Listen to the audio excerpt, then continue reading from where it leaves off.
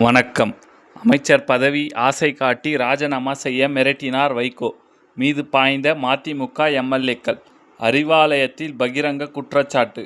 MLA. பதவியை ராஜினாமா செய்யும்படி மதிமுக பொதுச் செயலாளர் வைகோ தங்களை நிர்பந்தித்ததாக உதயசூரியன் சின்னத்தில் போட்டியிட்டு வெற்றி பெற்ற மதிமுக சட்டமன்ற உறுப்பினர்கள் பரபரப்பு குற்றச்சாட்டு முன்வைத்துள்ளார். சென்னை அண்ணா அறிவாலயத்தில் திமுக தலைவர் மு. க. ஸ்டாலினை நேரில் சந்தித்த பிறகு செய்தியாளர்களிடம் பேசிய கடையாநல்லூர் தொகுதி ராஜேந்திரன் மற்றும் சீர்காழி தொகுதி செந்தில் செல்வன் ஆகியோர் இந்த விவரங்களை கூட்டாக தெரிவித்தனர்.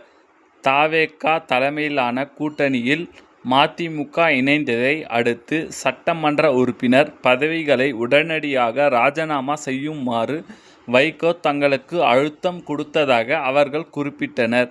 அவ்வாறு ராஜினாமா செய்துவிட்டு த.வெ.க. கூட்டணியில் மீண்டும் போட்டியிட்டு வெற்றி பெற்றால் அமையவிருக்கும் புதிய த.வெ.க. அரசில் அமைச்சர் பதவிகளை பெற்றுத்தருவதாக வைகோ தங்களுக்கு ஆசை வார்த்தை கூறியதாகவும் எம்.எல்.ஏ. ராஜேந்திரன் பகிரங்கமாக குற்றம் சாட்டினார். மேலும் துரை வைகோ தங்களை விலை போய்விட்டார்கள் என அவதூறு பரப்புவதாகவும் அவர்கள் வேதனை தெரிவித்தனர். தங்களை நம்பி வாக்களித்த மக்களுக்கு எக்காரணத்தை கொண்டும் துரோகம் இழைக்கவோ தலைகுனியவோ ஏற்படுத்தவோ தங்களுக்கு மனமில்லை என்று எம்.எல்.ஏக்கள் திட்டவட்டமாக தெளிவுபடுத்தினர். வைகோவின் நிர்பந்தங்களுக்கு பணியாமல் தாங்கள் தொடர்ந்து திமுக சட்டமன்ற உறுப்பினர்களாகவே நீடித்து மக்கள் பணியாற்றுவோம் என்று தங்களது அரசியல் நிலைப்பாட்டில் அவர்கள் இருவரும் உறுதியாக இருப்பதாக தெரிவித்தனர்.